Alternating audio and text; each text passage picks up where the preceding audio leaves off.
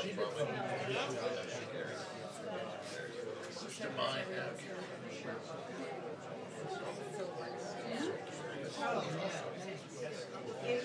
really good job of orienting. This started well after I became a new employees get a button on their desk, so they know where their desk is. Yeah. They might get a mug too. We're NPR. We're just like one big club.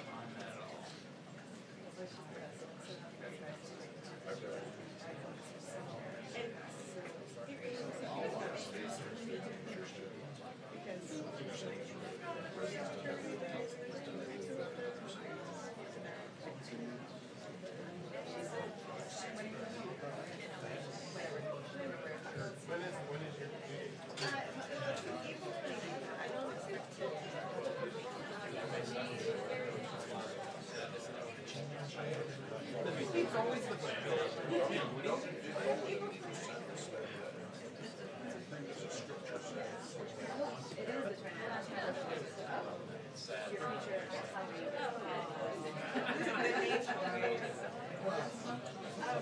I hope it happens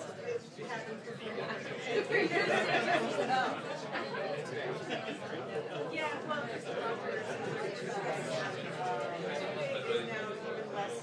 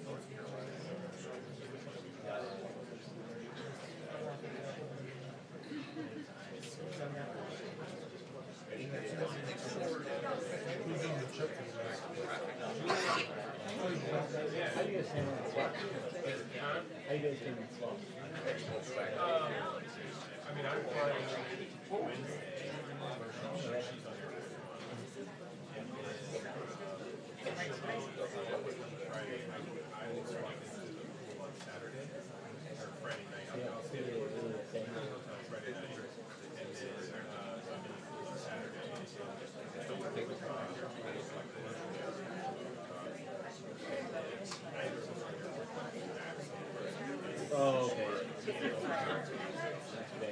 Well, we're leaving Monday, first thing Monday morning. Here or no? Or you both come back here? Yeah, we'll come back. We got non-stop flights.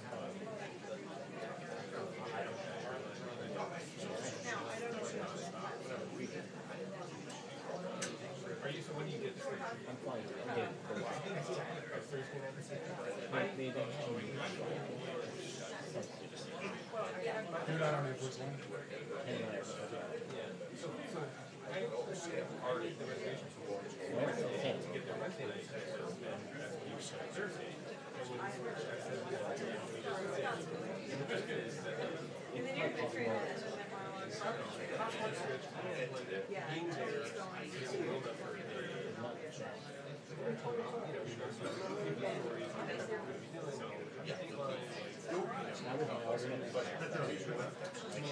When's the meeting?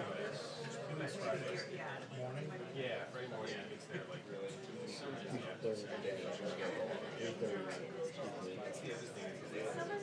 mean, it wouldn't have mattered.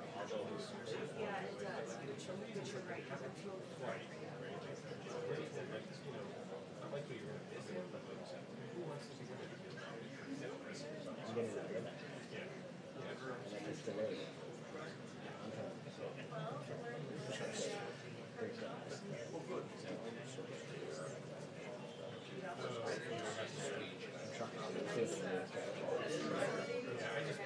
So they've got me in the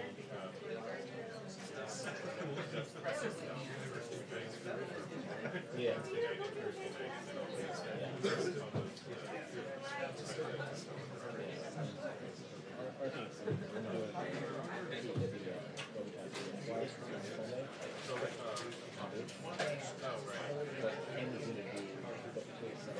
So big.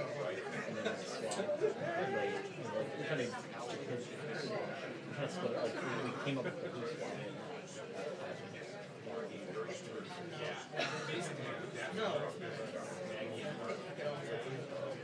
Maggie's gonna be hard. yeah, so Maggie and Sharon's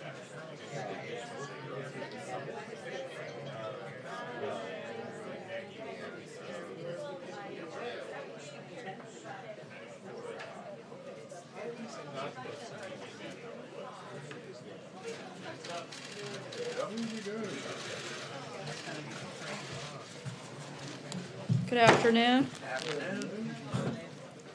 As you all saw, the President led a cabinet meeting this morning with the opioid crisis being a major part of the agenda. In recent weeks, we have continued combating this issue on all fronts, and by making the opioid crisis the primary focus of today's cabinet meeting, the President is once again showing that it is one of his top priorities. There's a long road ahead and much work to be done, but we will not rest until our streets are safe, our families are secure, and the victims of this terrible epidemic are able to live a life free of addiction. As the President noted yesterday and again today during the cabinet meeting, the chemical weapons attack by a Syrian regime against innocent civilians is horrifying. The images, especially of suffering children, have shocked the conscience of the entire civilized world. Sadly, these actions are consistent with Assad's established pattern of chemical weapons use. His forces are already responsible for previous chemical weapons attacks and other actions targeting civilians. The President has noted that Russia and Iran also bear responsibility for these acts, since they would not be possible without their material support. It is also now clear that Russia has betrayed its obligations to guarantee the end of the Syrian regime's chemical weapons program. The President and his national security team are consulting closely with allies and partners to determine the appropriate response. As President Trump clearly stated, there will be a price to pay. We call on all members of the international community to share any information related to this attack and to hold the perpetrators and their sponsors accountable. And we call upon the Syrian regime and Russia to open the area to international medical assistance and international monitoring. And with that, I will take your questions. John. The President was pretty definitive today in saying that this was an attack with banned chemical weapons. Yet there hasn't been any concrete proof of that. Russia insists that there is no evidence of chemical weapons. What makes the President so sure that he is willing to make such a declarative statement?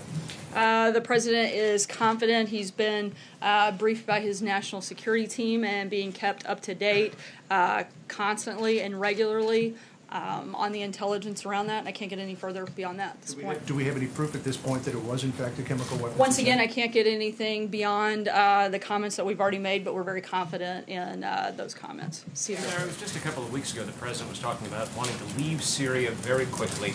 Now you're saying that there's a price that has to be paid. Does the President believe that there are some things that are so atrocious, which is the phrase he used this morning, that the United States is in fact the world's policeman, and it demands a response, it demands the presence of the United States government in the region? Look, the president wants to bring our troops home after we complete the mission to eradicate ISIS in Syria. At the same time, he wants to make sure Assad is deterred from chemical weapons attacks on innocent civilians. Signaling we want to remove our troops in no way degrades our ability to hold parties responsible. Mike? Has the president been briefed that his comments about wanting to leave Syria could have played a part and have emboldened Assad and played a part in these attacks? The only individuals that played a part don't reside in this country, and I think we've made very clear who we think is responsible for these attacks, and to try to conflate that and make this on any part and blame on this president is absolutely ridiculous. He has criticized others for signaling military plans. It seems to be what he was doing here. Does he regret those comments that he made last week? The president's been clear that he wants to make sure that we have the defeat of ISIS. We've also been clear in our actions, as you have seen after previous chemical attacks, what this president has done, and I think we've been very upfront on that. Sarah. Thanks, Sarah. First, the news out of Syria this morning about apparent strikes carried out overnight. Does the United States believe that Israel was behind those strikes, as a number of reports claimed? And was the United States given a heads up by the Israeli government? I can only speak on behalf of this government. For questions on that, I would refer you outside. I can tell you at this time the United States is not conducting airstrikes in Syria, but I can't go beyond that at this point in time. So from the White House perspective, did the White House get a heads up from any foreign government about conducting strikes in Syria? Again, I can't go any further than commenting on behalf of our government, and I can tell you that currently at this time the United States is not conducting airstrikes in Syria. Back on the deterrence for a moment, you said the president wants to make sure that the Assad regime can't conduct attacks like this in the future. Last year, when the president launched those cruise missiles, he had said there was a deterrent. Obviously, what has changed between sort of months ago when the Assad regime wasn't using chemical weapons and this strike now? It seemed to be the timing coming so soon after the president making that determination on wanting to pull U.S. troops out of Syria, that there was you can see why we're drawing the timing there. So why, in the president's estimation, did his deterrence, his attempt to sort of establish a deterrent effect on the Assad regime now failing? Once again, the president has made clear that with the defeat of ISIS, he wanted to be able to bring our troops home. But at the same time, he wants to make sure that Assad is deterred from chemical weapons attacks on innocent civilians. We think you can have separation. John? Sarah? But sir, didn't the president, by saying that he wants to get out of Syria, essentially give a green light to Assad to do this, as John McCain has suggested, that the United States was leaving, was kind of pulling up and leaving it to... Look, we're still there, and I think that it is outrageous to say that the President of the United States greenlit something as atrocious as the actions that have taken place over the last several days. The President, once again, made very clear how he feels about those types of actions when this took place roughly a year ago, and we're going to continue looking at all of our options on the table currently. Well, John McCain said that emboldened Assad, that this was sending a message to Assad. Is that still his position? I think the message that we sent to Assad was very clear, both in the president's words over the weekend and in our actions that we've taken in the past. Roberta. Has the president's attitude toward Vladimir Putin changed because of what's happened? The president has always been tough on Russia, as he said last week, as I echoed again when asked about it. This administration and this president have been tougher on Russia than previous administrations. I think you can see that both through the actions that we've taken and in the comments over the last several days. But he singled out Vladimir Putin in the tweet yesterday. Does he feel that he can still sort of find some common ground and work with him on various things? The president still feels that if we can have a good relationship with Russia at some point, that's a good thing for the world. But at the same time, this president is going to be tough on Russia until we see some changes in their behavior, just as we've done every day over the last year, and as we've outlined multiple times before, both from the president and as I've done from this podium on many occasions. John, in the back. Yeah. Thank you, Sarah. Two questions on the foreign policy front.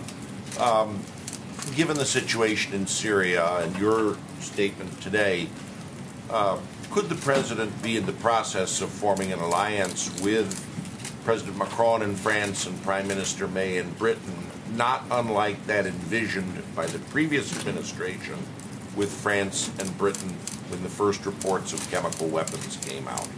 Certainly have great relationship with both countries and are continuing conversations with both the UK as well as France, and hope to work with all of our allies and partners in a response. Sorry, second question. Is Prime Minister Orban, an admirer of the president who has said many kind things about him, won a landslide re-election. Will the president call him, and are there any plans to extend an invitation for a state visit or a working visit to Prime Minister Orban? I'm not aware of a scheduled call at this time, but if there is one, we'll keep you posted and likely have a readout to follow. John Decker. Thanks a lot, Sarah. Today is the first day on the job for John Bolton as the National Security Advisor. Perhaps you can bring him out here one time and he can take our questions. I'll be happy to tag him in at some point. Please do. I wanted to ask you about some comments that he made about Syria back in 2013 on Fox and Friends. He said, "I think if I were a member of Congress, I would vote against an authorization to use force in Syria." He continued, "I don't think it is in America's interests. I don't think we should, in effect, take sides in the Syrian conflict." Is that a point of view that Ambassador Bolton is bringing to the table now as National Security Advisor? The point of view that matters most here at the White House, as you well know, is the president's. And as Ambassador Bolton himself has said, he's certainly here to serve as an advisor, but ultimately the decisions being made are the president's, and the comments that he's made previously are personal, and he's here to carry out the president's agenda. Josh. Scott Pruitt, the EPA Administrator, Upton flew first class, had a $50 a night rental on Capitol Hill, and tripled the size of his security detail. Can you explain what the president meant when he said rent was about market rate, travel expenses okay, security spending somewhat more, but it was okay? Why did he say that? He was referencing a report done by the EPA, which we are continuing to review.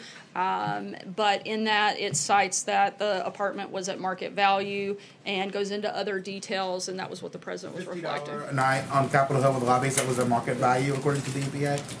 Yes, according to the Office of Government Ethics. Travel spending okay. Is the president okay with cabinet secretaries taking first class travel and tripling the size of their security detail? Is that okay? Again, we are reviewing the specifics of each of those components. I know there was a much larger number of security issues surrounding the EPA Administrator than in the past, but for specific questions beyond that, I'd refer you back to the EPA. Were those security issues, or were those included in police reports? Because there's been reporting that across the country no one found the death threats or police reports that jeopardized his life or safety. What are you talking about? I can't comment about police reports, but I do know that there have been a number of questions raised. And again, we're continuing to review that. Until that's complete, I'd refer you back to the EPA beyond that. Sarah, two questions on Syria.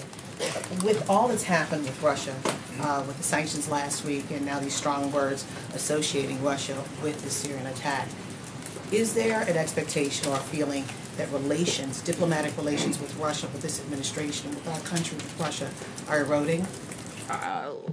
We've been very tough on Russia for quite some time. I think the only people maybe that didn't understand that or see that were members of the press who continually questioned that. Now I guess people are concerned that we're being tough on Russia. I guess I'm confused on which way you want to have it. The president would like to have a good relationship, but that's going to be determined by the actions that Russia takes, and we're going to continue pushing forward. And second question, the items on the table, beyond strikes, is there a thought or on the table regime change with Assad? And also, where does diplomacy play in this, even with the strikes and all of this that you're saying is on the table? I'm not going to get ahead of any potential options that the president may or may not take, but I can tell you that we're reviewing a wide range and a number of different options. Dave? Thanks, Sarah. At the cabinet meeting this morning, the president was talking about the potential impact of Chinese tariffs on American farmers, and he said the farmers are patriots for being willing to take a hit. And then he said, we'll make it up to them. What did he mean? The president has worked with his team to determine how best to respond to China's attack on American farmers, and he's asked the Department of Agriculture to protect our farmers, and will present a plan on specifics of that shortly. Would you consider like extra crop insurance subsidies that are often put in the farm bill for market fluctuations? I'm not going to get ahead of potential options, but the president has asked the Department of Agriculture to come back with some specifics that we'll announce to you guys shortly. Hallie? Thanks, Sarah. I've got two for you. First on Syria, we talked about the idea of a possible military option being a deterrent. Last year, we heard something very similar from the president, who called that chemical attack last year an affront to humanity, said it cannot be tolerated. Is the White House worried that Assad is now making a mockery of President Trump's threats? Not at all. What our concern is about is the fact that the Assad regime has taken an outrageous action against innocent civilians. Our focus is on responding to that, and that's what we're looking at. And then I wanted to follow up on something from last week, just because we didn't get a chance to, and specifically your comments citing the LA Times article when asked, I think by John here, about the president's rape remarks at that event last week. That didn't actually back up the president's claims. You actually, last fall, admonished reporters to make sure that we hold ourselves to a high standard of accuracy. Does the president also need to be held to that same standard of accuracy? Absolutely, and as I said that day, it has been well documented that a number of those individuals, going back even to 2014, where there were multiple articles and studies put out that said 80% of the women that make that that go through that process and try to enter the country are raped through that process. Something certainly that I think should be concerning to all of us, and certainly something that the president has voiced concern about. And what about the voter fraud claim that the president made last week as well, also not backed up by evidence? I'm sorry, can you be more specific? Yeah, the president talked about those claims of voter fraud again. It's something he's repeatedly brought up. It's just giving the idea when words matter, particularly in moments of a lot of international pressure, like this moment right now, what his standard of accuracy is when he's speaking to the American public. The president still strongly feels that there was a large amount of voter fraud and attempted to do a thorough review of it, but a lot of the states didn't want to cooperate and participate. We certainly know that there were a large number of incidences reported, but we can't be sure exactly how much because we weren't able to conduct the full review that the president wanted because a number of states did not want to cooperate and refused to participate. Mayor. Yeah, two questions regarding Scott Pruitt. How long is the review going to take that the White House is conducting? I'm not going to lay out an arbitrary timeline, but it's something that we're looking into and continuing to, take under consideration. Quick or years? I mean, obviously we want to get through this process as quickly as we can, but I'm not going to just make up a time frame here today. Okay, and did Chief of Staff John Kelly recommend that Pruitt be fired? I'm not going to get into any private conversations. Blake, welcome back. Thank you. Congratulations. Thank you. Appreciate it. I want to ask you about Mark Zuckerberg headed to the Hill to testify. This administration has often talked about deregulation and the deregulatory efforts that the president and this administration has undergone, but there's a question of whether or not Facebook should be regulated. Does the White House have a stance on whether or not Facebook should be regulated, and if so, what is that position? I don't have a specific policy announcement on that front, but I think we're all looking forward to that testimony today. What does the president make of Mark Zuckerberg? Does he have an opinion of him? Larry Kudlow was fairly critical of him, both on Fox News Sunday yesterday and when I asked him about Zuckerberg this morning. Does the president have any sort of opinion on Mark Zuckerberg? I haven't asked him directly. I'd have to check and get back to you. Take one last question, Jim. Is there anything that the Syrians can do at this point to prevent military action from being taken? I'm not going to get ahead of what actions we may or may not take, so I can't really answer that question, but we'll keep you posted when we have something on that front. And if I can follow up, just because you've been saying this over the last couple of weeks that nobody has been tougher on Russia and Vladimir Putin than this president. Isn't there some hyperbole in that when you say that? I mean, obviously Ronald Reagan said tear down this wall. John Kennedy put up a blockade around Cuba. Carter boycotted the 1980 Summer Olympics in Moscow. Obviously, there have been presidents over the course of the last several decades who have been tougher on this president. Also, given the fact that this president, up until just recently, wasn't really willing to criticize Vladimir Putin by name. We all saw that over the weekend and took that as as a new development. Yeah, you cite like one example for each of those individuals. Let me list off just a few of the actions that the president has taken that previous administrations haven't. The Treasury Department issued new sanctions on numerous individuals and entities in Russia. The president's continued other sanctions on Russia's malicious cyber activity in response to election hacking. He's expelled 60 Russian operatives from the United States and closed 2 consulates. The president's issued 4 statements condemning Russia's poisoning of UK citizens on UK soil. He's authorized the sale of lethal aid to Ukraine. He's authorized military strikes against the Assad regime in Syria and has repeatedly called out Russia's actions on that front. We've also exported energy to our allies in Eastern Europe. Look, I think that you named off 1 or 2 things. It is without dispute that this administration and this president has done a number of things to be tough on Russia. So the president says that Vladimir Putin may pay a price for what's happening in Syria right now. After all, the Russians were supposed to be responsible for helping the Syrians remove the chemical weapons from Syria. When the president says that they may pay a price, we should take that to the bank? I'm not going to get ahead, once again, of any actions that the United States may or may not take, but I think the president's been clear about what his intention is. Thanks so much, guys. Have a great day. Sarah, why did the president oppose the sanctions on Russia if no one's been tougher than he has?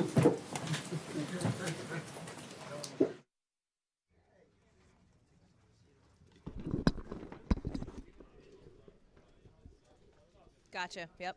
Yep.